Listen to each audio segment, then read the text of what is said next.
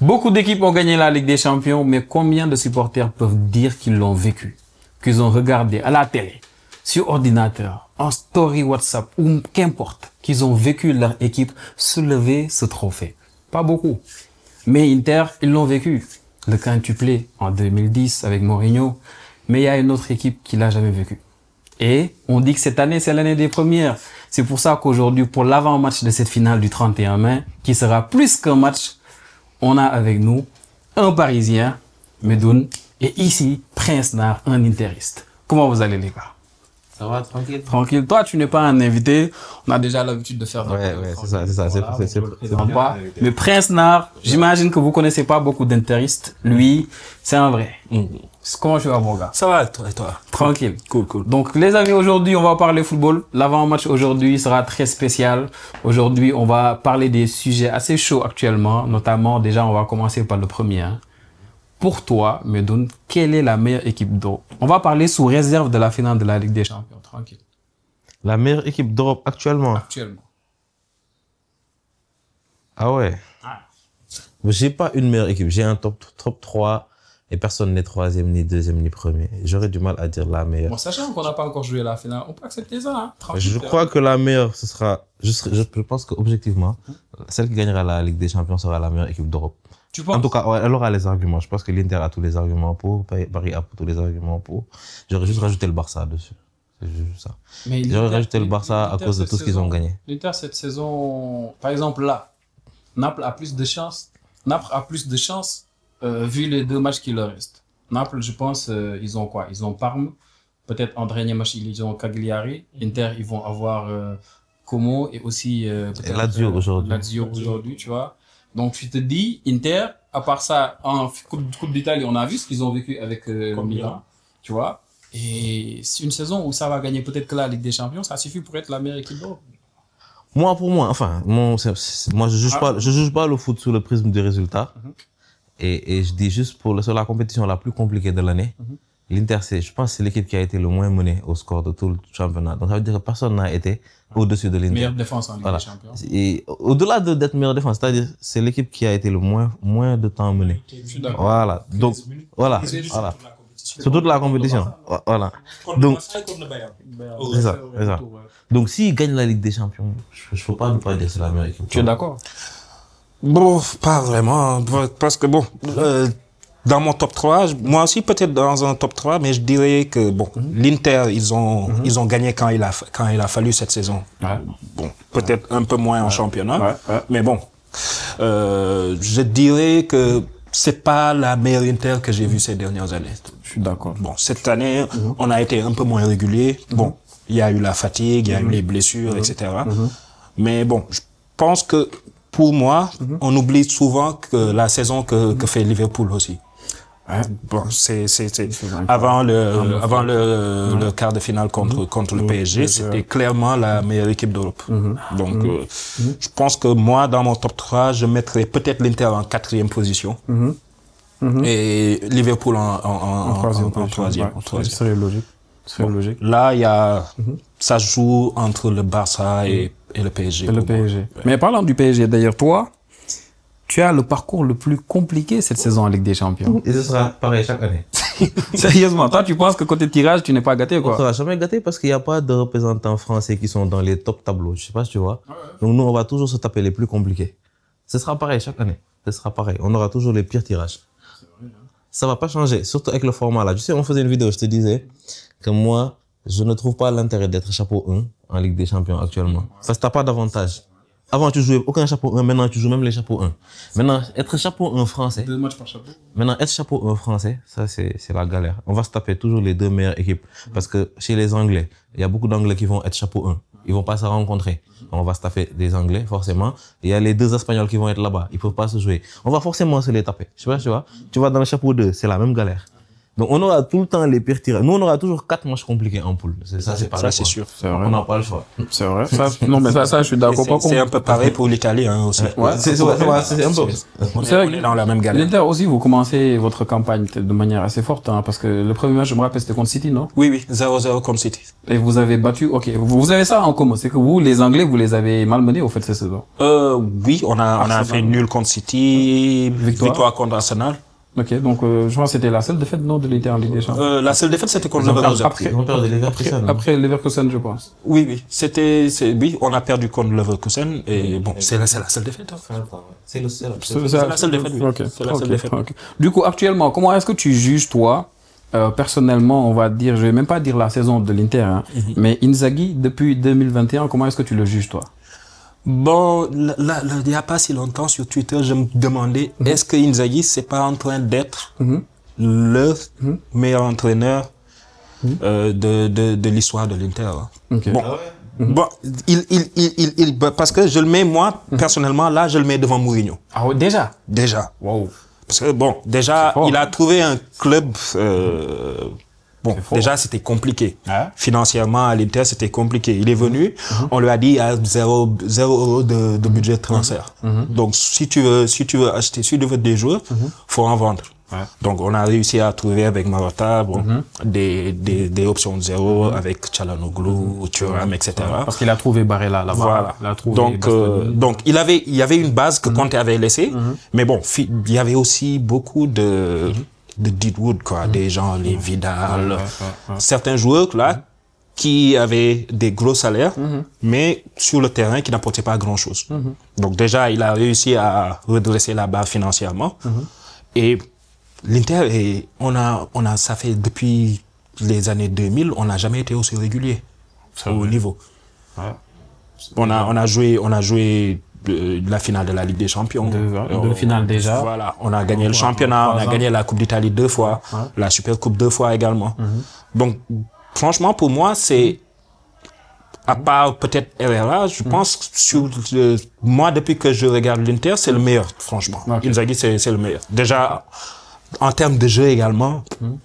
C'est plus intéressant. Moi, personnellement, l'Inter n'a jamais été aussi plaisant à voir jouer. Sur le jeu, ouais. Voilà, n'a jamais été aussi plaisant à jouer.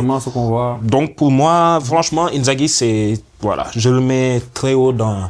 Je lui demande ça parce que je pense aussi au Paris Saint-Germain, on avait eu cette discussion. Je t'ai dit, est-ce que Enrique, pour l'instant, tu me dis oui? Oui, pour moi. Si tu le prends, c'est fini.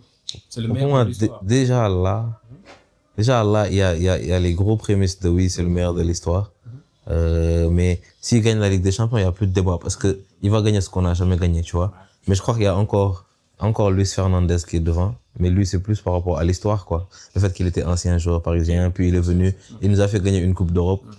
Donc, tu vois, Luis Fernandez, ça va pas être facile à dégommer, mais s'il gagne la Ligue des Champions, il n'y a plus de débat. Pour ça. Oui, nous, c'est pas très compliqué à déterminer. Pour ça, je suis d'accord. Sinon, on va parler un tout petit peu d'actualité des deux équipes. Toi, championnat, c'est déjà fait. Ouais. Tranquille. Déjà, bon, on rappelle un tout petit peu, on tourne cette vidéo le 18. Hier, vous avez gagné contre Auxerre. Ouais. C'était un match un peu compliqué pour Dembélé. Et Dembélé, j'ai pu comprendre que apparemment, il a un tout petit peu forcé hier. Genre, ça se voyait trop que tout le monde voulait qu'il marque. Tu as regardé le match?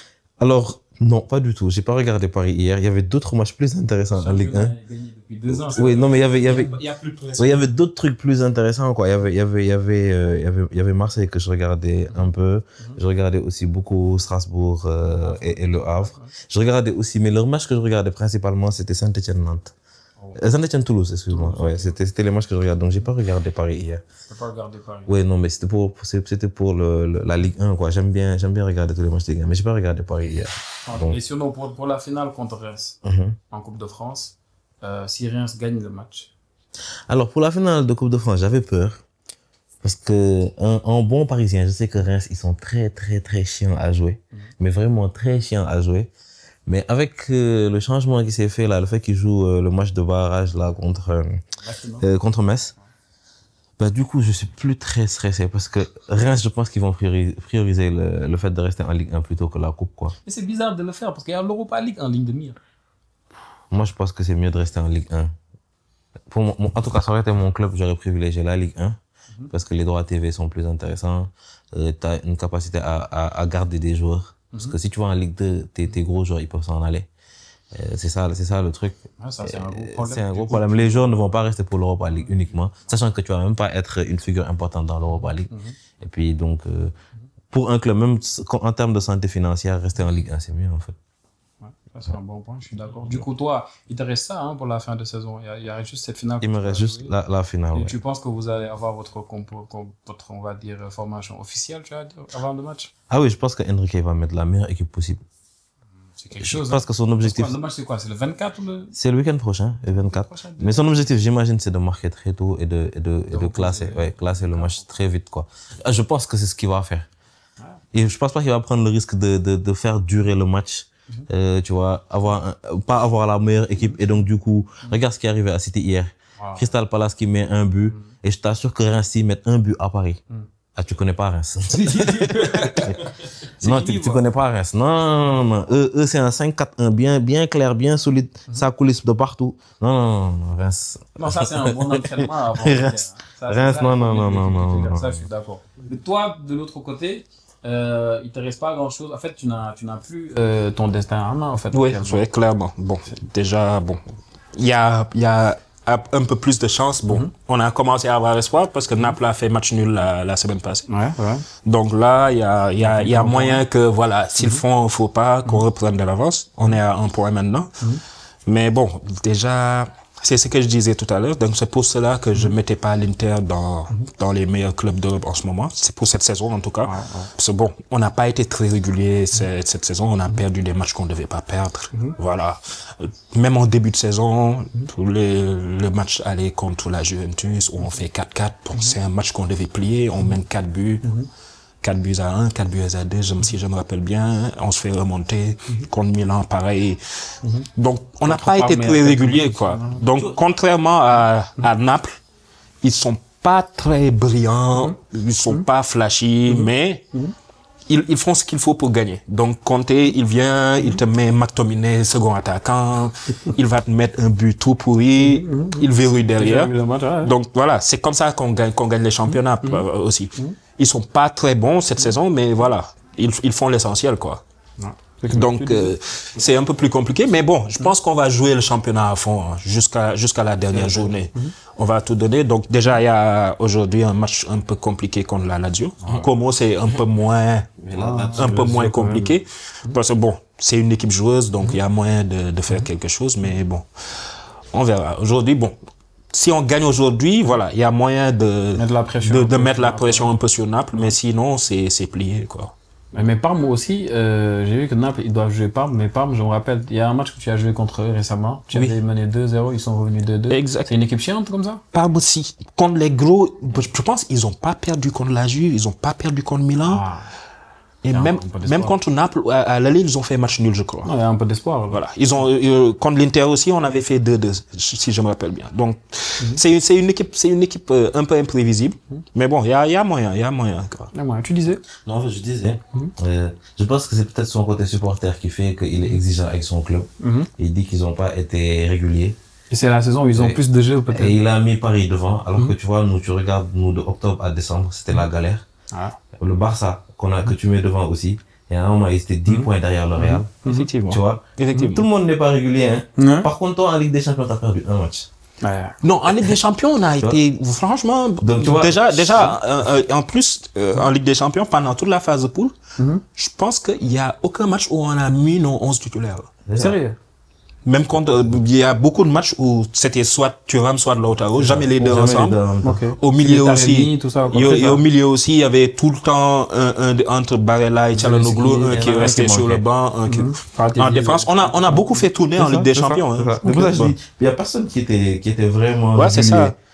Parce qu'il y a que, en début de saison, il y a que Liverpool qui a été bon de août à février. Et voilà. Le Barça a été bon jusqu'au mois de décembre, janvier. On a eu un tout petit peu de coup de mou. Et après la Supercoupe d'Espagne contre le Real, c'est reparti. Parce qu'à un moment donné, tu étais à 10 points de Real. Ouais, je me rappelle, ça c'était la période où, déjà, moi, le premier gros coup que j'avais pris, c'était la blessure de Yamal. C'est ça. La blessure de Yamal a beaucoup handicapé le Barça. On avait perdu contre Real Sociedad. Tu te rappelles le match où Lewandowski il met un but, on dit qu'il est hors jeu alors que c'était le pied d'Aguerd. Je me rappelle le bug là sur la. Après ça, on a perdu encore. Le Barça, ça perd 5 matchs en championnat cette saison. On a perdu en Ligue des Champions. Mais je pense qu'il y a un mois, on a resté 1 mois et demi sans gagner un championnat. Ouais, mais c'était chaud. C'était la défaite de l'Atlético qui a mis vraiment, après le Real, la victoire en Super Coupe d'Europe, en janvier, non, à partir de janvier, c'était mort en Liga. On n'a plus perdu. Ouais. C'était mort. Mais, encore une fois, ça va être compliqué. Moi, personnellement, en tant que supporter du Barça, j'aurais du mal, parce que je joue pas à la finale de Ligue des Champions. Quand je parle avec vous, par exemple, de vous dire, écoute, pour moi, la saison, je suis d'accord sur le fait que il faut même pas truquer de midi à 14h. Pour moi, sans finale de Ligue des Champions, même le Barça doit être la meilleure équipe d'Europe. Et je parle pas juste par rapport à l'Europe seulement, quoi. À la saison, à la première d'Hansi Flick, et par rapport à comment le Barça joue. Je sais pas si les gens s'en rendent compte. Mais Flick n'est pas venu pour dire, je vais essayer de faire la même chose que Guardiola. Il n'est pas venu pour dire, je vais essayer de faire tout le contraire de ce que faisait Guardiola. Il a dit, je fais les deux en même temps. Il a un jeu de possession beaucoup plus vertical. Et il s'est dit tranquille. Il a métamorphosé toute l'équipe. Il a pris les boys que Xavi a amenés il y a 2 ans comme Yamal, des boys comme Casado qui était encore en 3e division il y a 2 ans. Il s'est dit tranquille. On va faire avec ces boys-là. Bernal, Casado. On a commencé la saison avec ça. Quand les gens disaient le Barça là actuellement c'est quelque chose, il y avait Bernal et Casado. Alors que quand Busquets est parti après notre championnat en 2023, mais De Jong n'a pas pu remplacer Busquets pour Xavi. Il a été obligé, Xavi, de couvrir De Jong avec des Gavi des fois des Pedri. Et là, il vient Hansi Flick, il dit non, ça c'est pas un problème. C'est pas un problème, je vais mettre Bernal, je vais mettre Casado. Casado, c'est quelqu'un qui était avec Xavi l'année dernière. Xavi n'a pas vu le besoin de le mettre. Et là, tu viens, il métamorphose tout ça, et on était à ça. À 1 but ou bien à 2-3 arrêts de sommaire d'aller en finale de Ligue des Champions. Pour moi, c'est fort, mais malheureusement, tu fais pas la finale de Ligue des Champions. Du coup, ça va être compliqué. Un tacle de Araujo. À Serbie qui se transforme en œuf. C'est compliqué. Et ça, vraiment, c'est un truc, quoi. Mais, au-delà de tout ça, pour moi, il y a un autre truc dont j'aimerais vraiment qu'on parle. Et je veux qu'on parle de ça maintenant, c'est le Ballon d'Or. Le Ballon d'Or. Là, vraiment, voilà, quoi. Je pense que on est tous bien placés pour en parler. Ouais. Un supporter du Barça, un supporter du Paris Saint-Germain, et un supporter de l'Inter. Même si, supporter de l'Inter, bon, voilà, quoi. Mais qu'est-ce que vous en pensez déjà? Je sais pas lui, mais je vois pas de candidat de l'Inter. Bon. J'en vois pas un qui sort. Déjà, bon, je vais reprendre la déclaration de Bastoni, qui dit que individuellement, peut-être que tout le monde est meilleur que nous individuellement, mais en tant qu'équipe, personne n'est meilleur que nous. Donc, c'est cette déclaration qui représente le plus l'Inter. Donc, il y a Lautaro qui est, bon, le plus populaire, le capitaine, etc., qui est devant. Mais, dans le jeu, il y a aucun joueur qui est, voilà, qui ressort carrément, quoi. C'est vraiment un vrai collectif huilé. Déjà, on a fait un record cette saison, c'est que 21 joueurs de l'Inter ont marqué. Donc, tous les joueurs de champ ont marqué cette saison. J'ai vu comment Fabregas, il l'a souligné hier. Voilà. Il y a tous les joueurs de champ de l'Inter ont au moins marqué un but. Donc, ça montre un peu que, voilà, c'est plus un bloc d'équipe, un collectif, que des individualités, quoi. Donc, c'est difficile de ressortir un joueur de l'Inter qui pourrait être candidat au Ballon d'Or. Bon, déjà, moi, le trophée là, franchement, depuis 2010, franchement, je me dis que voilà, c'est un concours de popularité, quoi. Donc, c'est sûr que ça va se jouer entre Yamal et Dembélé. Donc, Dembélé, voilà. Je pense que ça dépendra de la finale de Dembélé. Ça, je suis d'accord avec toi. Donc, s'il fait une bonne finale, c'est sûr que voilà, facile. Mais sinon, il y a Yamal qui est derrière et voilà. Donc, il pourrait tenter de lui donner. C'est vrai que ce qui est plus dommage, je pense, quand on parle de Ballon d'Or, c'est Salah. Salah, il était très bien parti. Il était trop bien parti. Individuellement, c'est lui qui fait la meilleure saison. Il était trop bien parti. Mais malheureusement, Liverpool, ils ont été sortis, je pense, en FA Cup par Plymouth, dernier de Championship. Après la finale qu'ils perdent contre Newcastle. Après, ça anéantit un peu parce que déjà une semaine avant, ils étaient éliminés. Ils étaient éliminés en Ligue des Champions. Donc ça, c'est compliqué pour Salah. Du coup, tu te dis Salah top 5, oui, mais peut-être 5e. Salah top 5? Peut-être. Non, je pense pas. individuellement, il le mérite. Ouais, individuellement, ça sera compliqué. Déjà, individuellement, est-ce que Yamal fait une meilleure saison que Salah? Individuellement, bon, je sais pas si vous avez... Il est plus beau à avoir joué, certes, mais voilà, genre Salah, en termes de début de saison, en termes de statistiques, en termes de ce qu'il apporte à l'équipe. Salah, il bat son propre record de stats actuellement. En début de saison, 90% des buts de Liverpool, c'est soit Salah qui marque, soit c'est lui qui fait la passe. Si on fait ça, Mbappé c'est le ballon d'or de l'année passée. Mbappé, statistiquement, l'année passée, non, l'année passée, Lautaro et Haaland, c'était quelque chose aussi côté stats. Statistiquement, Mbappé, l'année passée, il fait une très grande saison en termes de stats. Il gagne tout avec Paris. Il est en demi-finale de Ligue des Champions. Et en demi-finale de l'Euro aussi. Pourtant, il n'était pas candidat au ballon d'or. On n'en parlait même pas sérieusement. C'est ça, en fait. C'est pour te dire que peut-être il y a un autre supplément qui vient pour que tu sois vraiment le gars du ballon d'or. Si c'est juste les stats, Mbappé aurait pu gagner l'année passée. Même cette année, en termes de stats, je pense qu'il est même devant Salah. En termes de stats, tu vois. En fait, le ballon d'or, il est à un but du soulier d'or. Le ballon d'or, maintenant, ça se joue sur les gros matchs, en fait. Les matchs qui marquent l'esprit. C'est pour ça qu'il y a avant la demi-finale, même les supporters du Barça, ils te disaient, Pedri va finir ballon d'or.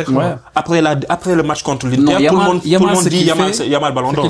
Moi, pourquoi je mets pas Salah? Parce que les matchs phares, en tout cas, le gros match que tout le monde a regardé, il est passé à côté. Il s'est fait prendre par Nuno Mendes. Et puis, il est sorti très tôt de la compétition. Et puis, la deuxième partie de saison de Liverpool, c'est pas trop ça. C'est vrai. Donc, la saison, ça s'arrête pas en février. Donc, pour moi, je le sors carrément. Tu vois, moi, le ballon d'or, moi, je suis en train de regarder entre Rafinha, Dembélé, Yamal. Pour moi, c'est à peu près les trois. Et je pense pas que Salah peut passer devant Pedri et Hakimi. C'est pas possible pour moi. Ouais. Tu mets pas Lautaro au top 5? Non, Lautaro, j'y pensais un peu avant. Mais en réalité, quand tu vois l'Inter, donc comment ça se construit, comment le jeu se construit, leur foot, tu dis ouais, mais c'est pas une pièce si maîtresse que ça. Je sais pas. Moi, pour moi, Barella et Akan sont plus importants que lui dans le jeu. Tu vois, moi c'est mon avis externe, tu vois, je suis pas supporter de l'Inter, ça c'est vraiment mon avis à moi quoi, je sais pas, tu vois, c'est comme aujourd'hui Dembélé à Paris. Moi je dis Dembélé, moi je dis que Dembélé s'il gagne la Ligue des Champions, j'ai pas besoin qu'il fasse un gros match. Ça il y a que toi qui le pense. S'il gagne juste la Ligue des Champions, il y a des arguments super solides pour Dembélé. Je te donne statistiquement, il a tous les arguments.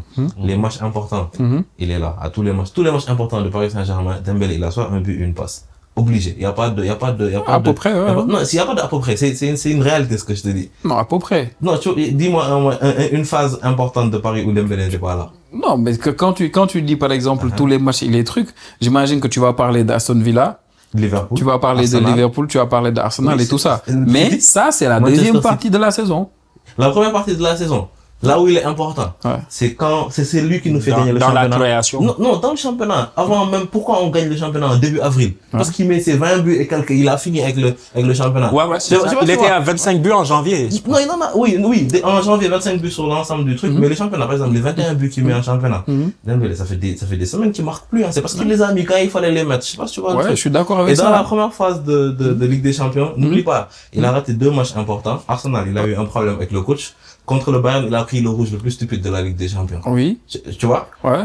Et c'est tout. Mais c'est ça que je te dis, parce que à part ça aussi, il y a le Paris Saint-Germain qui va en barrage, au fait. Qui va, hein? Barrage. C'est les barrages. Ça, c'est un combo. Donc, tu le dis, les matchs importants, il était là. Je suis d'accord, les matchs importants, il était là, surtout sur la deuxième partie de saison. C'est ça, les vrais. Mais la première partie de saison, si tu es là à tous les matchs et que tu es important, tu vas pas en barrage. Mais ça, c'est très, très, très, très relatif. Je suis d'accord. C'est assez relatif, mais pour moi, c'est quelque chose, quoi. C'est très relatif. Pourquoi? Nous, on va en barrage en majeure partie. Pourquoi? Parce qu'on bat pas l'Atlético Madrid, on peut dire c'est le plus grand hold-up de cette année. Non, Mendes, Griezmann, là. Ça, c'est vrai. Et quand on s'est retrouvé en situation on est dans la merde. Nous, on n'allait pas aller en barrage. Nous, on allait sortir de la Ligue des Champions. Carrément, ok. Et quand on allait sortir de la Ligue des Champions, Dembélé nous a claqué 5 buts importants. Contre? City, Stuttgart, et le dernier, Brest. Non, pas Brest. Brest, c'était dans le barrage. C'était dans le barrage. Brest, il a mis 2 buts seulement. Il a pas Donc, mis... les 4-2 contre City, il met un but contre City. Il met un triplé contre Stuttgart. C'est les 2 matchs les plus importants pour qu'on sorte. Ok. C'est lui qui nous qualifie. On va contre Liverpool, c'est lui qui marque. On va contre comment ça s'appelle, Aston Villa. Aston Villa. Il a 2 passes décisives. Arsenal, Contre Arsenal, il marque à l'aller et il met une passe décisive au retour. Vous voulez quoi de plus? On va être plus pertinent que ça. Du coup, j'ai une dernière question sur Dembélé. C'est que toi, maintenant, tu es d'accord qu'actuellement, surtout la deuxième partie là de saison, c'est Dembélé le joueur le plus important du PSG? Non, justement, je suis pas d'accord. En fait, c'est ça mon problème avec Dembélé. C'est Non, ça juste mon problème. c'est pas un problème. C'est pas un problème lié Par à exemple, Dembélé. aujourd'hui, moi, je suis sûr, par exemple, je vais te donner juste un petit exemple, quoi. Pour moi, Hakimi se blesse. Non. Hakimi se blesse. Non. Justement, c'est pour ça que je te dis. Ah, vas-y. C'est pas un truc propre à Dembélé, c'est un truc propre au Paris Saint-Germain et Carrément. à l'Inter. On a vu le match retour contre Arsenal. Ok. Dembélé n'était pas là. Mais il y a un système de jeu qui tourne tellement bien que, en fait, Hakimi, il est blessé. Tu vas voir, c'est Neves qui va jouer à sa place. Warren va venir dans le jeu. Non, je suis d'accord sur ça ce va rien collectif, changer c'est- dans le style de jeu. Marquinhos, il s'est blessé contre Aston Villa. Beraldo, il rentre. C'est une roue qui tourne. Et pour moi, c'est ça le foot. Le foot, c'est normalement un collectif qui est sublimé par un joueur. Mais c'est pas une équipe qui dépend d'un joueur. Exactement. C'est aussi simple que ça. C'est exactement. En fait, Moi, c'est comme ça que je le vois. Et Dembélé, c'est le gars qui fructifie le travail du collectif. Ok. C'est nous. En fait, ça, pour moi, ça crée un gros problème. Dans le sens où, pour moi, un Hakimi qui se blesse, le Paris Saint-Germain va plus le sentir qu'un Dembélé peut-être qui se blesse. Oui, Parce que Hakimi, il a un apport offensif, regarde. Moi, le gars que je sais que s'il se blesse au Paris Saint-Germain, on va vraiment le sentir. Et c'est devenu dans la deuxième phase de championnat, c'est Donnarumma, parce que j'ai pas un gardien de ce niveau. C'est le seul gars, je sais, il se blesse au Paris Saint-Germain, on va le sentir. Tu avais Parce dit que j'ai pas de gardien de son niveau. Tu avais dit que depuis les huitièmes, c'est lui qui te C'est carré, depuis, quoi. depuis que Singo lui a ouvert la mâchoire, là. Il est complètement métamorphosé. Je pense que c'est le meilleur gardien au monde actuellement. C'est mon avis. C'est mon avis personnel. Non, mais ça, on C'est le seul d'accord, gars que je dis. Ouais, d'accord. Oui, avec c'est le toi. seul gars, je vois, il sort de Paris, j'ai pas d'équivalent. Ouais. Tu vois, mais à tous les autres postes, j'ai pas d'équivalent au poste. Par exemple, Nuno Mendes ou Hakimi. J'ai pas de latéraux qui sont aussi bons que mais j'ai un style de jeu qui peut les remplacer. Je sais pas si tu vois un peu. D'accord. Hakimi, lui, il joue quasiment rarement latéral. Il est dans le cœur du jeu. Et en championnat, le coach, il le fait tout le temps. Quand Hakimi ne joue pas, c'est soit Warren ou Neves, qui sont vraiment pas vraiment latéraux, qui sont à l'intérieur du jeu et ça marche. Je suis d'accord. Tu vois le truc? Ouais, Ça, c'est peut-être la meilleure chose qui arrive au Paris Saint-Germain. Tu vois, mais, il faut pas enlever le fait que Dembélé, il sublime le jeu du Paris Saint-Germain. Et puis, il y a autre chose. C'est-à-dire, au-delà des stats, Dembélé, je vais vous dire un truc. C'est le joueur qui est le plus rapidement décisif de toute l'Europe. C'est-à-dire, lui, toutes les 60 minutes, il est décisif. Et il y a personne qui lui arrive à la cheville sur cette Parce qu'il statistique-là. a pas beaucoup joué aussi. C'est ça qui est extraordinaire. C'est ça qui est C'est extraordinaire. parce qu'il a pas beaucoup Et joué. maintenant, on aurait pu dire, vu qu'il a pas beaucoup joué, et qu'il est très souvent décisif, peut-être ses stats sont pas très bonnes. Non. Il a de meilleures stats que beaucoup de joueurs. C'est-à-dire, il marque autant que tout le monde en très peu de temps. Ouais, mais, tu sais, ça, je suis d'accord, mais c'est comme le gars qui joue pas beaucoup, qui vient 2 matchs, qui planque 2 triplés. Ouais. Tu vois? Mais je suis d'accord avec toi. Mais Je suis d'accord avec toi. Mais je suis d'accord avec toi. Mais c'est comme ça, quoi, en fait. Mais je suis d'accord. Écoute, l'aspect décisif de Dembélé, on va lui reconnaître ça. On va lui reconnaître son aspect décisif. Tu es d'accord? Oui, non, on est parfaitement d'accord. Mais bon, comme ce que tu as dit, par exemple, en termes d'influence, quand tu dis que voilà, on sent nettement que voilà, Paris c'est un collectif, avec Dembélé c'est le facteur X, comme l'Inter avec Lautaro ou un autre joueur. Par contre, au Barça, sans Yamal, c'est une autre histoire. En termes d'influence, totalement d'accord. franchement, il y a pas photo, quoi. C'est une équipe qui gagne tout. Le Barça sans Yamal, c'est une toute autre équipe. Je suis totalement d'accord. Voilà. Par exemple, contre l'Inter, sans Yamal, l'Inter, il vous met 10 buts faciles. Je suis totalement d'accord. Facile. C'est pour ça que, par exemple, Di Marco, Augusto, non latéraux à gauche, les joueurs de l'Inter, ils étaient terrorisés. Personne n'avançait. Ouais. Pendant les 2 matchs, Bastoni, quand tu le regardes en championnat, chaque 2 actions, il est dans la surface adverse. Ouais. Contre le Barça, il a dépassé le milieu de terrain une seule fois. Ouais. Ouais, c'est vrai. C'est vrai. C'est vrai. Bon, donc ça aussi, ça joue dans l'esprit, dans l'imaginaire collectif. Donc c'est cet argument-là, peut-être, qui pourrait faire gagner Lamine Yamal. Ouais, et ça va nous faire parler de Lamine Yamal. Pour moi, Voilà. en fait, les gens sont en train de dire, mais non, ils vont pas le donner à Lamine Yamal. 17 ans, c'est que c'est... Mais, pour moi, déjà, l'année dernière, la 8e, je pense qu'il a été quoi? Il a eu la 8e position, non? Ou au Ballon d'Or l'année dernière, Yamal? 8e ou 7e? C'est grâce à son euro. Grâce à l'euro qu'il fait. Parce que l'euro, il fait... Tu sais, l'année dernière, des gens pensaient que de fou furieux. l'euro qu'il fait, ce sera compliqué d'enchaîner une saison topissime après ça. Regardez la saison de Yamal actuellement. Yamal, non seulement au Barça, il est devenu le meilleur créateur, mais Yamal est devenu un joueur au Barça. S'il se blesse, je vous ai dit, la période la plus difficile du Barça, c'est parce que Yamal était blessé, il est revenu, l'équipe était devenue assez compliquée. Et sans Yamal, le Barça ne fait pas la saison qu'il fait.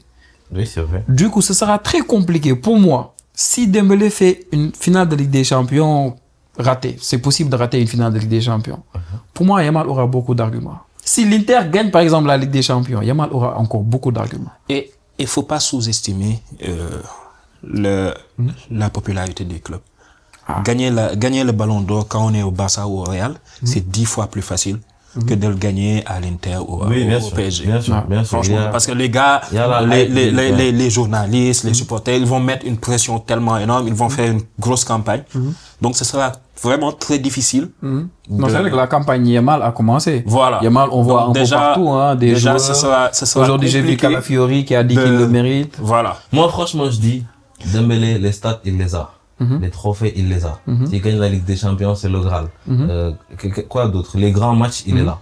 Donc, il lui manque quel argument? C'était tout. Mais bon, le Ballon d'Or, c'est pas... Dembélé, pour moi, le premier argument qui lui manque, c'est la constance. La constance. Pour moi, il est très constant cette année. Oui, non, on pourra toujours dire en championnat, il a été très constant en début de saison. Il faut se rappeler aussi que le Ballon d'Or, c'est hyper subjectif. Je me rappelle. C'est hyper subjectif. Par exemple, quand Messi gagne le Ballon d'Or la dernière fois, c'est n'importe quoi. Messi, il a gagné la Coupe du Monde. Il a été à l'Inter Miami, mais voilà. Comment on peut gagner le Ballon d'Or sur quoi? 3-4 matchs? Pour moi, la chose qui explique le mieux le Ballon d'Or, c'est ces victoires-là, en fait. Voilà. Modric, en fait, il a marqué les esprits. Modric, Messi, Rodri. Parce que Rodri, par exemple, les gens ne peuvent pas comprendre peut-être, mais tu te dis la saison qu'il fait avant. Et après, l'année dernière, les gens peut-être les gens ne regardent pas beaucoup peut-être Rodri à City. Mais Rodri à City, c'est grâce à lui, c'est vrai que Foden, il fait une saison démentielle. Mais Rodri, même les derniers matchs de championnat où il fallait vraiment le faire, il a été là. Il met même des buts s'il le faut. Je suis d'accord. Et tu as Rodri qui te fait, l'Euro, tu te dis peut-être il y a des joueurs qui font meilleur Euro que Rodri, ça je suis d'accord. Mais ça fait que les gens, ils te disent, écoute, c'est une année où il y a l'Euro, ou bien c'est une année où il y a la Coupe du Monde. Et ces années-là, il y a des joueurs qui les gagnent. Ce sera très compliqué de dire non, on va sortir tout le reste. Par exemple, cette année-là, par exemple, si on dit la Coupe du Monde des clubs va beaucoup compter. Dembélé, il va. Yamal n'y va pas. Si ça compte beaucoup, qu'importe ce que fait Dembélé, l'essentiel, c'est juste d'être là, d'être un peu décisif. Et à la finale, tu prends Yamal, on l'oublie. Tu prends Dembélé. Donc, la Coupe du Monde que Messi fait, ce sera difficile de sortir de telles performances sur les autres Coupes du Monde qui ont eu lieu, de joueurs qui ont à eux tous carré leur équipe. En fait, ça montre à quel point c'est subjectif. Il y a des joueurs qui font une saison de malade, qui te font, 30 bons matchs. Comme on dit sur Twitter, quand les caméras sont allumées, il n'est pas là. Par exemple, comme par exemple Salah. Salah, après le match contre Paris, les gars, on l'a écarté carrément. Après, on a dit non, c'est pas possible. Alors que jusqu'au match de Paris, c'était le meilleur joueur d'Europe. Il y avait pas de débat, quoi. Il y avait pas de débat. Il était au-dessus. Mais voilà, c'est ça en fait. Les gens, il y a des matchs qui marquent les gens. Et c'est sur ces matchs-là que ça va se jouer. Je suis d'accord. Ce qui est clair actuellement, c'est que pour moi, là, il y a déjà Dembélé, il y a Yamal, il y a surtout Rafinha. Et Rafinha, quoi qu'on puisse en dire, c'est vrai que il a les stats contre l'Inter, c'est le match qui a fait que les gens ont plus penché pour Yamal, mais il a les stats. Mais il a les stats. Il est décisif si on retrace un peu contre le Bayern, contre le Real. Il a été tout le temps présent quand il le fallait cette saison. Et c'est des joueurs pour moi. Pour l'instant, moi, j'ai personnellement pas de favori pour dire c'est lui qui doit le prendre. Parce que on parle toujours sous réserve de la finale. Pour moi, il y a 4 des clubs derrière. Voilà. Pour moi, il y a 4 jours actuellement. S'ils le prennent, ce sera pas un scandale. Et c'est Dembélé, Yamal, Rafinha, Pedri. Pour moi, si à un moment, peut-être Pedri beaucoup moins. Pour moi, Pedri peut-être beaucoup moins. Mais si eux, il est même peut-être Rafinha. Personnellement, si je dois juste être sincère avec moi-même, je pense qu'au Barça, Rafinha le mérite plus que Yamal et Pedri. C'est ça que je comprends pas. Moi, c'est ça que je comprends. C'est ce qui est logique, en fait. Moi, c'est ça que je pense. Sur la saison, c'est Rafinha. Pour moi, au Barça, si on doit choisir quelqu'un, parce que tu te dis, on a 3 candidats, ça va faire que les votes, ça va être compliqué, mais pour moi, s'il y a un candidat qui le mérite plus que les autres, c'est Rafinha. C'est ça. Après vient Yamal, après vient Pedri peut-être, parce que bon, il y a ce que les gens ils regardent aussi. Peut-être Pedri, les gens ils vont pas se dire c'est fou. Contre Inter, les gens voient plus Yamal, alors que Pedri c'était incroyable. Tu vois un peu. Et eux, bon, on peut donner le ballon d'or à qui on veut. Après maintenant, on va voir pour la finale de la Ligue des Champions, mais en tout cas, je pense qu'on est tous ici d'accord. Ces jours-là, ils méritent le top 5. Oui, ça, je suis d'accord. On est d'accord. Bien, c'est top. Je pense que pour le débat du ballon d'or, on est tous d'accord. C'est bien. Donc, on va parler maintenant composition probable, on va dire. Toi, tu penses que déjà, est-ce que tout le monde est fit dans ton équipe? Bon, il y a Pavard qui manque pour le moment. Ah, toujours. Mais bon, pour le reste, je pense pas il y aura vraiment des changements. Donc il y aura, voilà, Sommer. La seule incertitude, c'est Pavard. C'est Pavard. Donc s'il vient pas, il y aura l'autre. Il y aura comment dire encore Bissek à droite. Franchement, je préfère Pavard. Ah, on préfère tous Pavard. C'est pas Bissek, c'est la taille. Bissek, il monte de beaucoup de choses. Les coups de pied arrêtés, quoi. Voilà. Les coups de pied arrêtés, il est rapide, il est physique. Exactement. Donc, contre le PSG Arsenal, ils ont essayé les coups de pied arrêtés, ça passait pas. Ils ont dit, on va essayer les touches. Mais bon. Franchement, je préfère Pavard. Arsenal, sur les coups de pied arrêtés, franchement, ils sont très surcotés. Tu penses? Non, parce que toi, tu sais que tu le fais mieux. Non, mais en fait, je regarde Arsenal, mais en fait, c'est le règlement de la Première Ligue. Donc, il y a pas, on tire pas beaucoup de fautes sur les gardiens. Ouais, je suis d'accord. Mais c'est ça qui les surcote. Et il y a aussi Gabriel. Quand il est pas là, c'est compliqué. Oui, franchement, ça change. Ça change beaucoup de choses.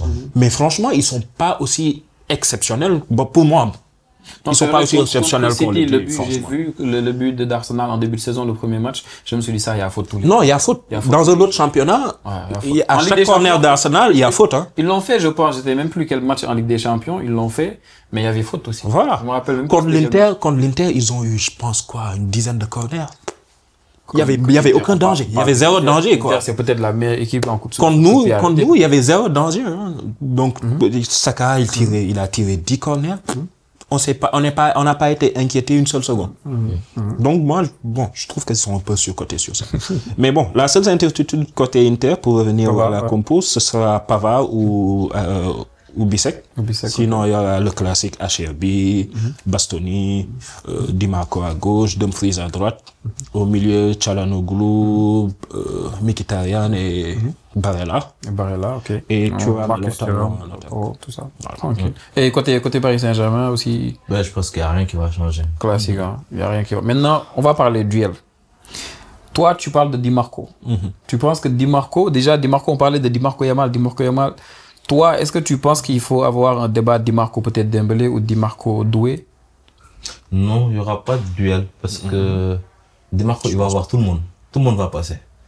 Parce que vous permettez beaucoup. Ça permet beaucoup. Il n'y a pas de duel. Déjà, il y a Hakimi sur son côté. Surtout que... Il monte beaucoup. Vu qu'il joue à 3, en fait, il risque de voir beaucoup Fabien Ruiz dans la surface et Dembélé plus reculé. Et Dembélé va venir fatiguer les milieux de terrain. Lui, c'est les Barella, c'est les Barella qui vont souffrir de Dembélé. Mais il n'y aura pas de duel Di Marco. Et puis aussi, je pense que dans la façon dont le Paris Saint-Germain va presser, je pense pas qu'il y aura un duel Di Marco contre un de nos ailiers. Ouais, tu penses? Je pense que ce sera plus le latéral Hakimi qui va être en duel contre eux plutôt que les joueurs. Je pense et ils ont plus tendance à être un peu intérieur, combiné, etc. Laisser le côté. Après, c'est peut-être sur le côté droit de Dumfries. C'est là où il faudra voir qui va jouer. Est-ce que c'est Kvara ou Désiré Doué? Mais c'est Dumfries qui aura un duel, lui, ça c'est sûr. Ouais. C'est sûr. Nous, sur le côté droit, il n'y a pas de duel de 1 contre 1. C'est plus des ailiers qui entrent. Voilà, on le connaît. C'est le côté droit que tu vas avoir des c'est là-bas qu'on aura des duels, quoi. Ce sera très intéressant pour moi, quoi. Voilà, c'est pour ça que je préfère pas voir. C'est qu'il est puissant. Voilà, on le connaît, quoi. Il connaît bien l'Inter. On va le gérer. Non, mais c'est vrai que Vara aussi, par exemple, moi, je me suis amusé hier à me poser et à prendre les transferts, quoi, sur Transfer Market. Je me suis dit, mais ça doit être quoi les meilleurs transferts au fait cette saison? Et quand je suis venu à janvier, je me suis dit, mais il n'y a pas mieux que Vara. Non, il n'y a pas. Franchement, janvier, je me suis dit, il n'y a pas mieux que Vara.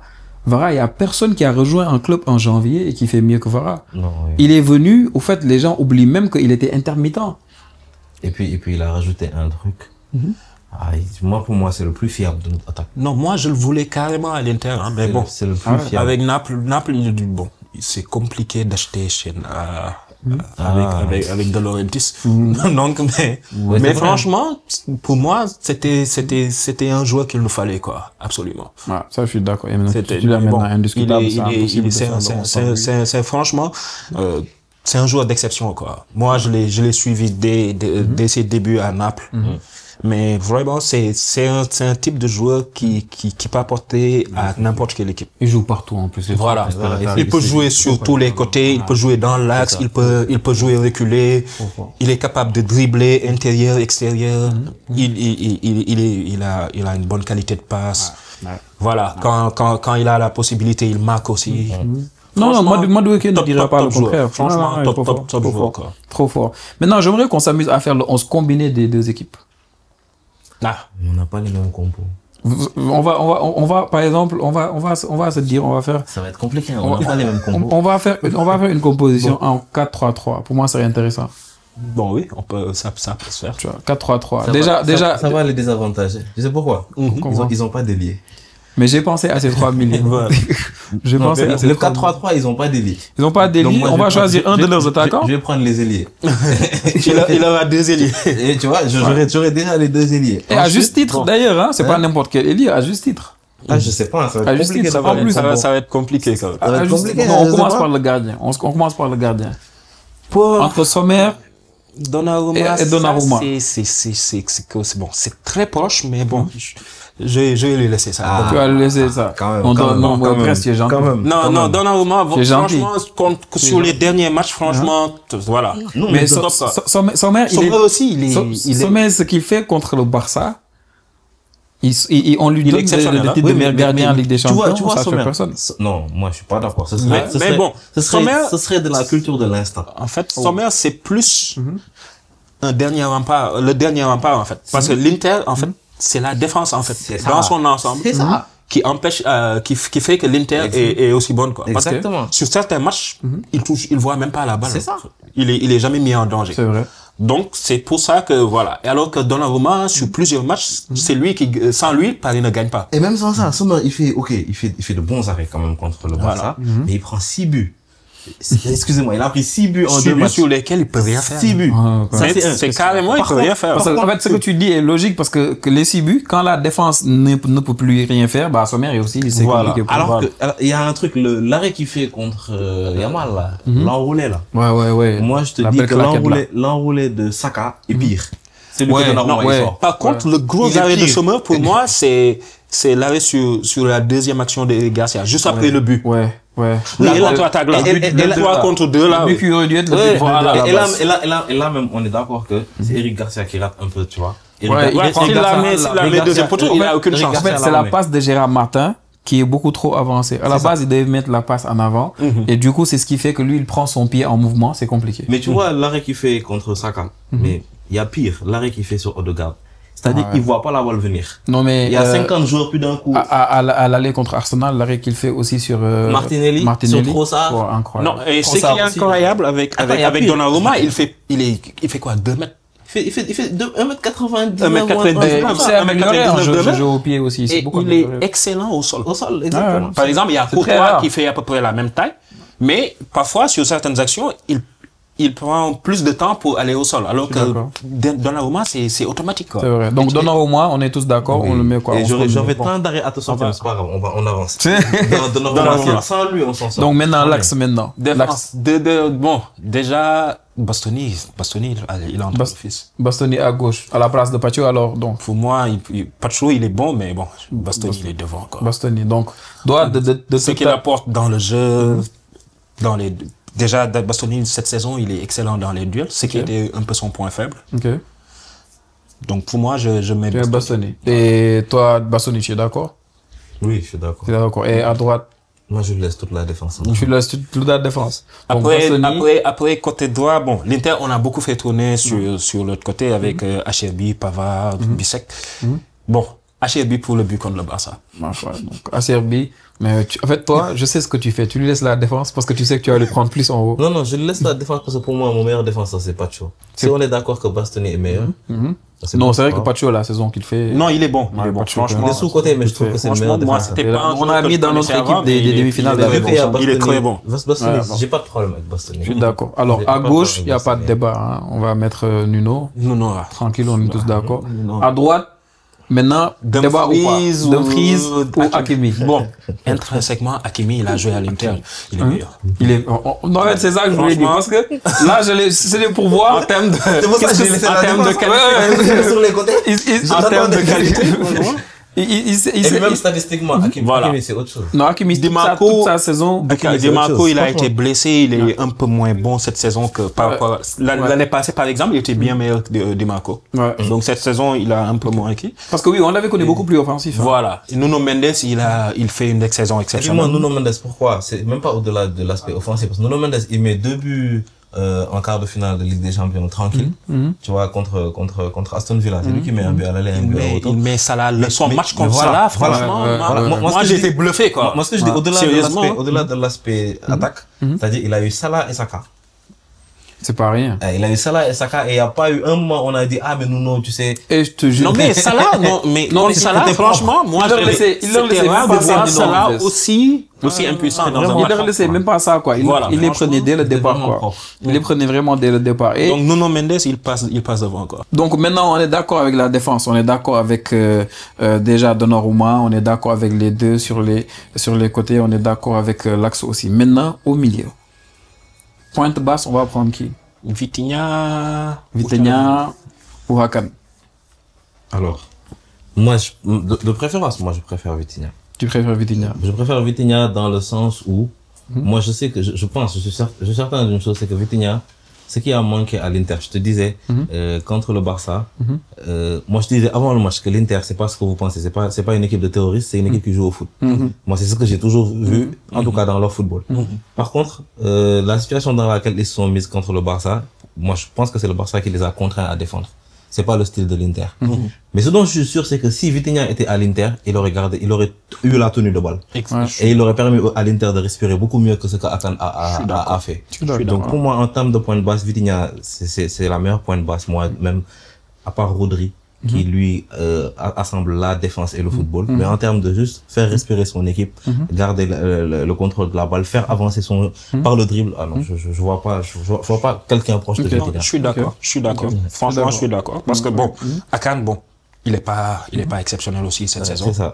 Donc, lui aussi, comme pour Di Marco, il était meilleur l'année passée. C'est ça. Et Vitinha, de ce que j'ai vu, pour moi, même quand on parle de Pedri au Ballon d'Or, pour moi, Vitinha, il est meilleur cette saison. Je pense qu'il était meilleur l'année passée encore. Cette année, Franchement, il a fait 2 flops. quand Bon, même. peut-être que Il y a 2 matchs où il a failli nous tuer, quoi. je regarde pas.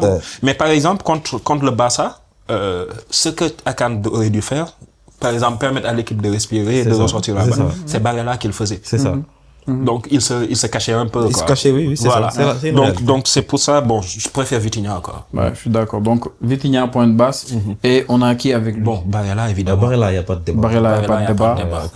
Après, bon. Il n'y a aucun débat. Maintenant, il y a une place pour 3 jours. Ouais. Il y a, voilà. Maintenant, après la 3e place, à l'Inter, ça va être compliqué parce qu'il y a personne qui sort du lot. C'est ça. Donc, il y a Mkhitaryan, il y a Zielinski, il y a Fratesi. Bon, Fratesi, déjà, on a failli le vendre en janvier. On a failli le céder à la Roma. Bon, c'est pas trop ça. Mais par exemple, dans les matchs importants, lui, il marque, quoi. Ouais. Ouais, on l'a vu. Non, dans les matchs importants, tout le temps, il marque. Depuis la saison passée. Mais moi, je pensais qu'il allait pas jouer le match retour contre le Barça. Apparemment, il avait pris un coup en championnat. Si. Mais juste avant le match du Barça, il joue 70 minutes en championnat, il réussit 3 passes. Il sort un match cataclysmique avant le match du Barça. Mais voilà, dans les dernières secondes, franchement, il est clutch, quoi. Mais bon, en 3e jeu, mais Mkhitaryan, il est bon. En tout cas, entre mes milieux, entre Joao Neves et Fabian Ruiz, je préfère Joao Neves. Mais pour la logique du classement, si on met Barella, c'est parce qu'on l'a mis devant Joao Neves. Parce que c'est eux deux le même profil. Ouais. Donc j'aurais mis Fabian Ruiz, quoi, pour la compo. Mais je préfère Joao Neves. Fabian Ruiz ou Mkhitaryan, Tu préfères Joao? voilà. Pour l'Inter, ce serait Mkhitaryan peut-être à ce poste. Il est très bon dans la deuxième partie. Mais voilà, et puis, il quoi. met un but super important contre Arsenal. Et puis il fait un très très bon match. Franchement, Fabian Ruiz, moi avant j'étais fâché quand on le mettait à la place de Warren. Et maintenant personne ne débat sur ça parce qu'il fait. Fabien, c'est vrai que ces derniers Il matchs fait aussi. de très très bons matchs. On a retrouvé le Fabien de l'Espagne. Tu es d'accord avec Fabien? Non, on le disait la dernière Fabien, fois. voilà. Non, Fabien, on retrouve le Fabien de Bon, l'Espagne. parce que Mkhitaryan aussi, très il fort. est bon. Mais Italien, je pense que la double Il est confrontation. important pour l'Inter, Ouais. mais voilà. Non, en fait, ce qu'il a fatigué dernièrement, c'est que moi, je l'ai vu, la double confrontation contre le Barça. Il venait tout le temps aider Di Marco. Voilà, c'est ça. Et là, Yamal les a En fait- tous fait. À chaque fois que tu vois les dribbles de Yamal, En c'est fait- qu'il amène dans la foulée Mkhitaryan avec lui. Déjà, d'ailleurs, le but qu'il met, quand il sort de son Moi duel, j'ai une théorie sur ça, sur l'Inter, mais je garde pour moi. tu attends la finale. Non, j'ai une théorie. L'Inter quoi a un milieu avec 2-10. Je pense que défensif. C'est pour ça que quand les gens pensent que l'Inter c'est une équipe qui défend, je dis c'est pas possible. Parce qu'ils ont un milieu de terrain. Il y a que Barella qui se défend dans le milieu de terrain. C'est ça. Donc, c'est pas une équipe qui est censée être terroriste. C'est une équipe qui joue au foot. Ouais. Tu vois? Donc, j'ai une théorie sur le fait que eux, ils sont pas si bons que ça qu'on le pense défensivement. C'est vrai que c'est un à bon cause point, de leurs ça. deux, Non, deux milieux de terrain, là. Mais ça, c'est même pas quelque chose c'est pas une légende, hein. C'est pas une théorie. Non, c'est parce que les gens, c'est un fait. Les gens En fait, pensent que l'Inter, c'est que défendre. J'ai dit, dans non, c'est pas l'imaginaire possible. collectif, on pas se dit, possible. voilà, une équipe italienne, ils ont pas beaucoup encaissé en Ligue des Champions, c'est grâce à leur défense. C'est Non. faux, c'est faux. C'est complètement faux. L'Inter, s'il ne encaisse pas, c'est un peu comme le Barça, c'est grâce à son pressing. C'est ça. Mais en défense, on n'est pas aussi bon que ça, hein. Moi, le seul match où j'ai vu l'Inter ne pas presser, c'est contre le Barça. L'Inter, il te presse jusqu'à dans tes cages. Non, mais Déjà- en plus, déjà, comment- même nos comment défenseurs- avant le même- Barça, même- il permettait tout le même temps. nos- C'est ça, même nos- c'est même ça, nos ouais. défenseurs, Bastoni, il s'est amélioré, mais bon, dans les duels, Bastoni, c'est pas top, hein. On a Pavard, il y a HRB qui est bon dans les duels, mais surtout contre un type d'attaquant. Genre les grands attaquants pivot. physiques. Lewandowski. Voilà, contre Lewandowski, il a été excellent. Contre Haaland, C'est ça. C'est lui qui empêche Lewandowski de mettre le but à la dernière voilà, minute. contre Haaland, il l'annule complètement. Mais contre les petits attaquants rapides, parfois, il est un peu en difficulté. Ouais. L'Inter, en fait, voilà. Quand je dis que c'est plus le collectif, c'est ça, en fait. C'est ça. Parce que défensivement, on n'est pas, par exemple, l'Inter sous Conte était 10 fois meilleur défensivement que cet Inter-là. Ouais. Oh, Je suis d'accord. quelque chose. Je suis d'accord. Donc là, on est d'accord avec le trio au milieu. Et on a Vitinha, on a Barella, on a Fabian. Tranquille. Maintenant, en haut, on va prendre 3 attaquants. Maintenant, on peut faire ce qu'on veut. On peut mettre un qui joue plus reculé et 2 devant. Bon. Ou bien 3 avec 2 ailiers. Bon. Déjà, Il faut déjà les noms. Après, déjà, on verra. Dembélé, il est dedans. D'office. Ouais. Je dirais peut-être Lautaro, il est dedans aussi. Moi, je pense que Marcus Thuram aussi, il est là d'office. Thuram, par contre, Si tu regardes sur l'ensemble de la saison. sur l'ensemble de la saison, Ah non, Thuram, voilà. Non, bon, saison, on va dire quoi. Mais ce qui permet à l'Inter d'être là en finale, quoi. Ah, si tu regardes juste sur le par match exemple, contre le Barça. non mais, Oui, mais sur l'ensemble de la Thuram, saison. quand tout à l'heure tu disais que tu as l'impression que Thuram, il est plus important que Lautaro, l'Inter, la période dans laquelle on a perdu la première place en championnat, c'est quand Thuram et Dumfries sont blessés. Wow. C'est sur ces matchs-là qu'on perd le championnat. Donc, c'est un joueur hyper important pour nous. Franchement, Thuram, par rapport à Lukaku, c'est un upgrade de malade, quoi. Ok. Franchement. Maintenant, est-ce qu'il est assez influent pour être mis devant? Ah, C'est ok. compliqué. Non, si toi, tu n'es pas convaincu, parce que Mais c'est à bon. nous de voir. Hein, Déjà, en termes de niveau, peut-être pas sur tout le temps sur cette saison, il a manqué de régularité un peu, Lautaro, surtout devant le but. Mais franchement, voilà, c'est le leader de l'équipe, quoi. Donc, moi. Donc, toi, s'il fallait choisir. Paris, ils ont pas un attaquant, Non, un vrai attaquant on a pointe, pas de- donc. Voilà. Moi, je mets Lautaro, quoi. en Tu mets pointe. Lautaro. Ouais, toi, tu es d'accord avec Lautaro en pointe. Ça me dérange pas, Lautaro. il est bon. Tranquille. Et de l'autre côté, toi, Vara, il n'y a même pas de doute, quoi. Dembélé à gauche. Moi, je vous donne 2 joueurs, je vous dis, faites ce que vous voulez avec Dembélé et Kvara. Après, le reste. Dembélé et Vara. Vara aussi, il joue. Donc, pour moi, Il joue une moitié de saison. Ouais, il vient en janvier. Mais Vara, quel apport aussi. Mais incroyable. Vara et Thuram, ça se tape, hein. Incroyable. Quel- Thuram, déjà, il est ailier de base. Ouais, en fait, c'est vrai, avec son gabarit là, tu oublies même. Ouais, tu vois, Il a été ailier, en fait. Oui, à Guingamp, il était ailier. Même à Gladbach aussi, il a été ailier. Donc c'est à l'Inter qu'on le met vraiment attaquant de pointe. Je sais pas, il jouait avec Jimmy Briand. C'est un sacré duo, ça. Il fatiguait tellement à Paris, le con là, Thuram, c'est vrai. Hein. À Guingamp, il fatiguait déjà. L'attaque Thuram Briand. Ah là là là. Bon, entre Kvara et Thuram, bon, voilà, ça se tape quoi. Les deux autres, c'est déjà... En fait, pour moi, l'attaque, c'est biaisé à cause de la compo. Voilà, Voilà, voilà. mais... L'attaque, tu peux pas avoir un truc cohérent. Et par exemple, on fait un 11 Dumfries, tu vois. Non, mais c'est simple. Si on avait mis, par exemple, un truc avec un joueur un peu plus reculé et deux devant, tu mets Dembélé derrière et tu mets devant qui tu veux. Ouais, si tu veux. Tu fais Si on fait ça, c'est Thuram Lautaro. Tu mets Lautaro, tu mets Thuram, quoi. Et Parce que Dembélé c'est les deux qui derrière. jouent à ce poste. Bah, Voilà, je suppose. Parce que là, on est avec 7 joueurs du PSG, là. En fonction de la compo que tu vas faire, ça va changer un peu. On est avec 7 joueurs du PSG, là. Non, 7 joueurs. Ah. Il y a déjà la défense centrale. Et... Il y a Donna, tu as Hakimi, tu as Nuno, tu as Vitinha, tu as Fabian, tu as Dembélé, tu as Kvara. Ouais, bon, on peut enlever Vara.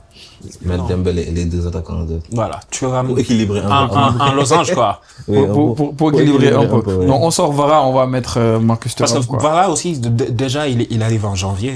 Ouais, Donc, ouais. la première partie de saison, il l'a pas Bon, c'est vrai sur que le banc. Oui, tu as raison. Notre attaque... Donc, sur la saison, je pense que Thuram passe devant, quoi. Donc on a une compo avec 6 joueurs du Paris Saint-Germain, 5 de l'Inter. Ça, c'est équilibré, peut-être, Voilà, on va dire. Parce que Désiré Doué aussi, il devient important à partir de la deuxième partie de saison. Ouais, bien après Vara, hein, je pense, non? Non, il a commencé à être important contre City. Ah ouais, déjà. Donc, bon, il mettait déjà ses buts, il était bon. Mais dans les gros matchs, tu vois, par exemple, contre Arsenal, il a joué en phase de poule, c'était un bébé encore. Je sais pas, tu vois. C'est pas le Doué qui a joué. Le match qu'il fait à droite, là. Mais contre City, à partir de City, ça devient tu vois, il a même poussé Barcola dans la hiérarchie. Ouais. Donc, c'est le joueur, quoi. On a la compo. Maintenant, il reste la dernière chose, les pronostics.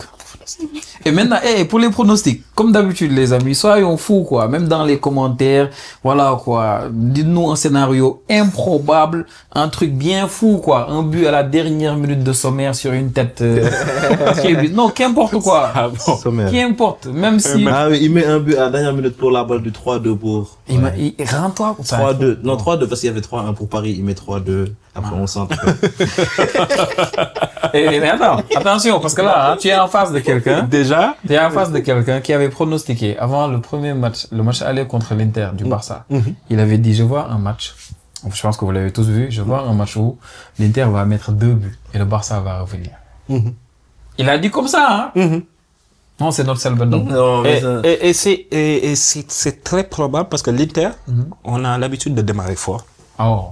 Okay. Mais depuis janvier, on termine très mal nos matchs. Je pense qu'on a pris à peu près plus de 10, 12 buts dans les 10 dernières minutes. Oh. Depuis janvier. Donc, on concède beaucoup en fin de match. Bon, peut-être dû à la fatigue parce que bon, on n'a pas le banc, il y avait les blessures, le banc, il ne donnait pas beaucoup. Mais bon, je dirais peut-être deux. Toi, tu vas deux buts de l'Inter, Dembélé qui met un but à la dernière minute. Pour le féliciter un peu pour ça, c'est voilà. Ça, c'est une très bonne prono. Voilà. J'aime bien la prono là, c'est bien. Donc toi, tu vois pas la première étoile maintenant, quoi, bien. Non, franchement, après 2023, faut qu'on se rattrape, quoi. Tu perds 2 finales dernièrement. Voilà, on perd l'Europa en 2000. Cette année, il n'y a pas Lukaku, donc ça va, quoi. Il y a moyen. Il y a moyen, quoi. Espérons qu'il y aura un Akanji qui va encore glisser, puis peut-être cette fois-ci Marquinhos, on sait jamais. Alors toi, c'est quoi ta prono? Moi, je vois 3-1 pour Paris. 3-1. Ouais. Ça, c'est un score classique PSG, ça. Non, mais enfin, dans ma conception du truc, parce que si ça se trouve, ça va jamais se passer comme je le pense. Moi, je pense qu'on va marquer en premier. Okay. Mais c'est juste basé sur des stats, quoi. On met un but en première mi-temps tout le temps. C'est-à-dire que contre Liverpool, qu'on n'a pas mis de but en première mi-temps. Quel que soit le match que tu vas regarder, on met toujours un but en première mi-temps. Et on en prend presque jamais en première mi-temps. Ah, c'est quelque chose. Hein. Maintenant, en face, il y a une équipe qui en met beaucoup. Donc, je vois qu'on marque en premier et que l'Inter égalise. Tu vois, c'est ce que je vois. Je vois bien arrêté, peut-être. Je sais pas. Mais je n'imagine pas un match où l'Inter ne marque pas de but. Ça, je peux pas. Je peux pas l'imaginer parce que il y a le schéma classique de de Nuno qui s'envole, Dumfries qui passe derrière avec la remise, ou bien le schéma du coup de pied arrêté. Quoique dans les coups de pied arrêtés, on s'est beaucoup amélioré. Mais je vois pas de match où l'Inter ne marque pas. Mais je vois pas un match où nous, on met pas moins de 2 buts. Ah, ça, l'Inter, quand même, c'est pas évident. Pour plusieurs raisons. Hein. La première, c'est que le volume d'occasions qu'on génère par match, il est incroyable. Et l'Inter, c'est pas la défense que les gens pensent que c'est. Pas, tu vois. Moi, je pense que ça va... C'est comme ça que je le vois, quoi. Moi, je pense que ça va un peu plus se jouer dans... à l'expérience, quoi. À l'expérience. Parce que bon, déjà, l'Inter, donc, entre 2023 et maintenant, il y a 2 joueurs qui ont changé. Il y a Sommer qui remplace Onana et Thuram qui remplace Lukaku. Sinon, le reste, c'est quasiment c'est un effectif très expérimenté. Tu sais qu'il y a un truc de fou. Vous pouvez aller vérifier, hein. On a joué un match amical contre l'Inter il y a 2 ans. Ils avaient le même 11. On disait que c'était la seule fois où vous êtes affronté un truc dernièrement. Non, c'était un match amical.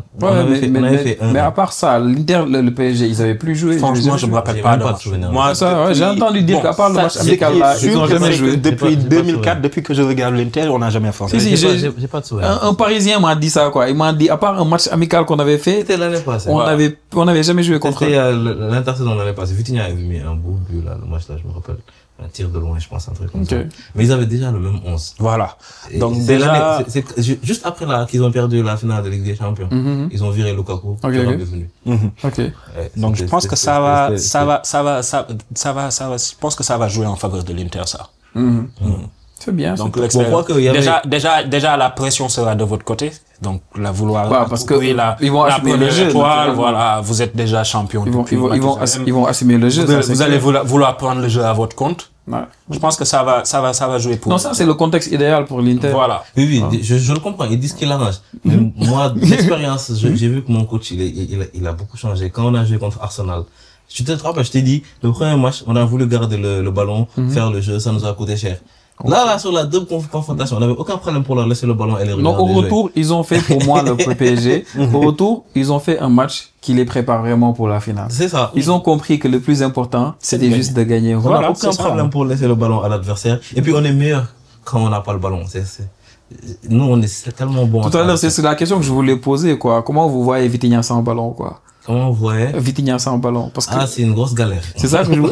Tu sais pourquoi, hein? Parce que j'ai le même souci au Barça. De Jong sans ballon, c'est un handicap. Sans ballon, il me sert à rien. C'est compliqué. C'est une grosse galère. Mais le truc bien, c'est que je sais que le jeu de l'Inter, il est basé sur les changements de côté et le fait que leur piston monte. Et moi, là où je suis rassuré, c'est que leur piston le plus dangereux, mon ailier le plus défensif est de ce côté. Le match de Vara contre Saka, c'est à montrer dans toutes les télés pour les ailiers. Et je pense qu'il aura aucun problème pour refaire le même match. Il va faire des replis de plus. Et je pense que l'Inter, le Barça aura un peu facilité la tâche avec votre ligne haute là. Bah oui. L'Inter n'avait qu'à faire les gens s'en rendent pas compte. Un jeu de remise et une profondeur. En fait, le Barça cette saison, qu'importe l'équipe contre laquelle je joue, l'équipe est assurée d'avoir au moins 1 ou 2 buts d'office. Maintenant, la question, c'est sera au jeu ou pas. C'est ça. Tu vois un peu. Et maintenant, l'Inter, c'était l'équipe parfaite maintenant pour bien nous blesser. On avait eu ce débat sur Twitter. Donc, on parlait de comment l'Inter allait aborder le match. Je leur dis que ce sera le match de mes pistons. Oui, c'était sûr. Parce que ils étaient beaux. Donc, j'ai des pistons plus rapides que tes latéraux. C'est sûr qu'ils vont passer derrière. C'est ça. Donc, et ça s'est vu. Dumfries, quoi. 2 buts, 3 passes décisives. C'est ça. C'était facile à continuer. Leurs ailiers ne défendent pas. Wow. En fait, c'est seulement quand c'est en phase de jeu organisé que tu vois Yamal et Rafinha. Mais Rafinha, à la perte de balle, ils reviennent pas. Mais c'est parce que ils comptent sur le contre-pressing, quoi. Tu vois. Et donc, du coup, chez nous, ça va être un peu différent parce que nous, on va défendre en bloc. On sait défendre en bloc, on sait défendre, on sait, comme le gars, on a une sampou, tu vois. Et on sait jouer en contre. Et puis, tu as Barcola qui attend sur le banc, qui est tout frais. Bah ouais, tout le temps. Donc, voilà. Ça aussi, ça va beaucoup jouer. La qualité des bancs aussi. Donc, toi, tu vois, 2-1, tu vois 3-1. Je pense que l'Inter va souffrir en fin de match. En fin de match, comment? Non, moi je pense que c'est Paris qui va souffrir en fin de match. Parce qu'ils ont déjà on va gérer l'avantage. Nous, on va souffrir en fin de match parce qu'on va gérer notre score. Tu vois. Après fin de temps, Barcola va avoir un long ballon là. Ouais. Hein? Ouais, Je vois le retrait pour Dembélé qui enlève le maillot. non, ce sera une finale. Ce sera une finale. Mais bon, à regarder pour. Et c'est les deux bancs aussi. Il y a deux grands tacticiens sur les bancs. Ouais. Franchement, ça va. Franchement, il y aura. Je pense que ce sera une bonne finale. Non, ça sera. Non, mais j'ai une toute dernière question quoi sur les associations. Toi, tu sais qu'il y a l'association des Marseillais avec les Milanais, tout le tralala quoi. Et toi, Inter de Madrid. Voilà, Inter, tu vois. Tu sais qu'est-ce qui est drôle? C'est quoi? Et le truc qui est drôle, c'est que l'association Inter de Madrid va peut-être gagner mais perdre en même temps. Tu sais pourquoi? Comment ça? Si l'Inter gagne, il favorise le ballon d'or dans Barcelone. C'est à prendre en compte ça.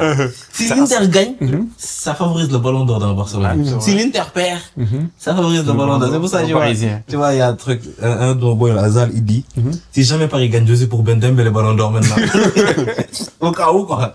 Et ça, c'est pas bien pour le joueur Mbappé. Mais bon, il va se dire, je sors. Il y aura l'Olympique de Milan en finale. Bah oui, ça aussi. Tu vois, les associations, vous déjà, comment vous le vivez, quoi? Vous le vivez, vous dites tranquille.